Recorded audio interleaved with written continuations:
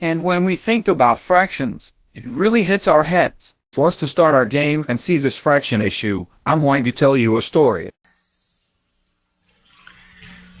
Everyone must have run into it, at least the math crowd, but it's worth remembering. Do you know a guy named Julio Cesar de Mello y Sousa? Do you know who he is? Everyone who works with mathematics should know this name. That is the name of Malbottom.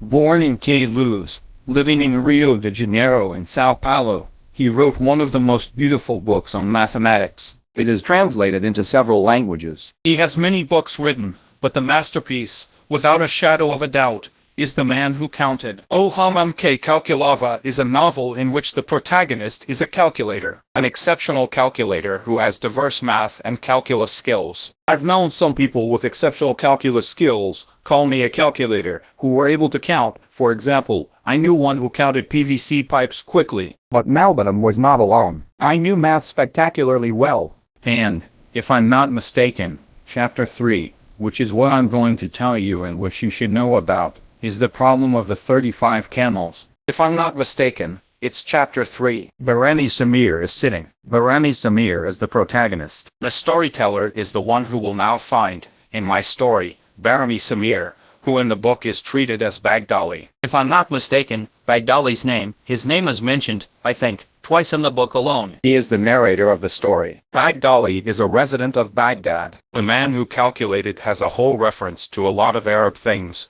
Arab culture. Barami Samir, the man who counted, was sitting on a rock and riding a camel. Barami Samir was on foot sitting on a stone, on a path, and on a camel. He was coming towards Barami Samir, on the road, Baghdali. And, suddenly, Barami Samir rises and shouts, 232,484 and sits down again. Then Baghdali says, what is that? In another 2 minutes, the man who counted, Barami Samir raises 3,243,609. Then Baghdali can't contain himself, on a camel's leash, and goes to the Barami Samir, and he says, sorry to interrupt your calculations, they're prodigious, but I was curious to know what those huge numbers are about. Then, Malbatan explains that, not Malbatan, the Barami Samir explains, he had gone to Mecca, as the obligation of every Muslim, and now back towards Baghdad, to rest. He sat on the rock and, due to the addiction of Chestimbo,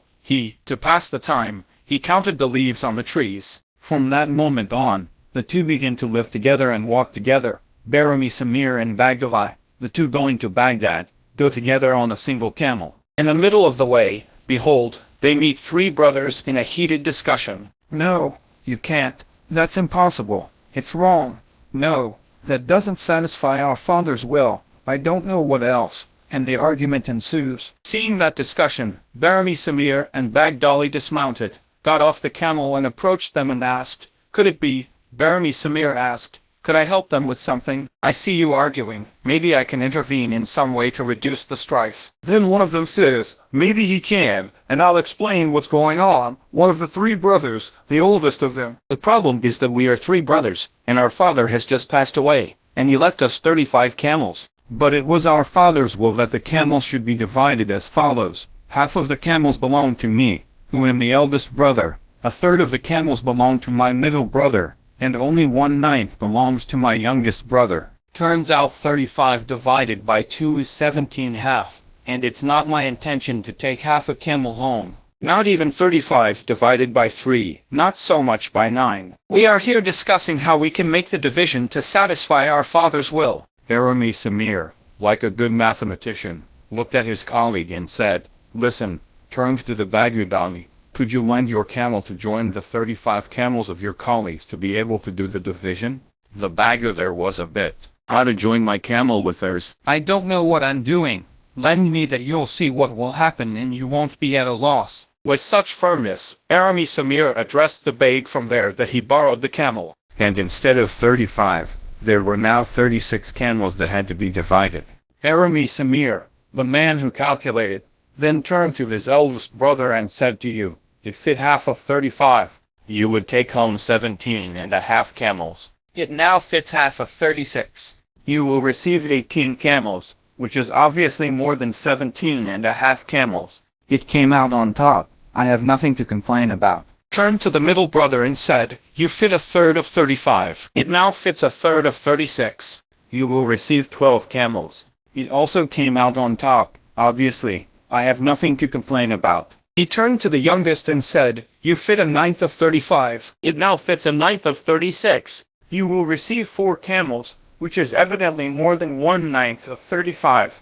It also came out on top. I have nothing to complain about. It turns out that 18 and 12 is 30, with 4, 34. That leaves 2 camels. One evidently belongs to my colleague Bagdali, who borrowed the camel and will not be at a disadvantage. The other one evidently belongs to me, which solved the problem." Then the man calculated, "Bagdali, Baramisamir, take one of the camels for himself, and now the 2 go, and Bagdali each on his camel to Baghdar." Big question. How did the guy put an extra camel and make it extra? He left 2 camels behind. Is there any error? If there's a mistake, something weird, okay. The mistake was made by the father. Why? Because the father told them to do the division in a proportion that doesn't use all the elements. And our head confusion is the lack of habit with fractions. Look, if we add a half, plus a third, plus a ninth, this here is going to be 18, plus 18, plus 18. 18 by 2 is 9, 18 by 3 is 6, 18 by 9 is 2, is 15, give 17, 18 eggs. That is, the division made. If we had a problem with 18 camels, only 17 would be used. If with 18 we use 17, double the top and bottom. With 36 we use 34. Let me say something that I would even like to posthumously thank the man from Calculava, because this story I tell, I think, within the first year that I started teaching. When I talk about fractions, I always start playing with it to show that fractions are not simple and give you a headache. Why isn't it simple? It's actually not that complicated. In fact, our lack of habit with fractions is fantastic. Notice that if the father had said, "Look, there are 35 camels, 15 is for 1, is for the oldest, 10 is for the middle one, and 3 is for the youngest," you would do the calculation right away. 10, 15, gives 25, 3, 20, camel left. It is true. He spoke in full. He wasn't going to roll. The problem is speaking in fractions. Why? Why do not we? Imagine if it were me saying that we are going to do this with a percentage today. Fraction, the percentage is a fraction. Imagine if you arrived at a store and thought like this: I'm going to buy a bicycle.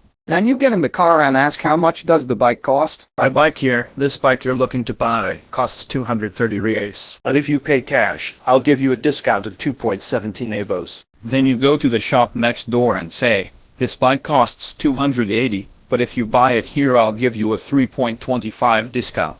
Which one do you buy? You don't buy.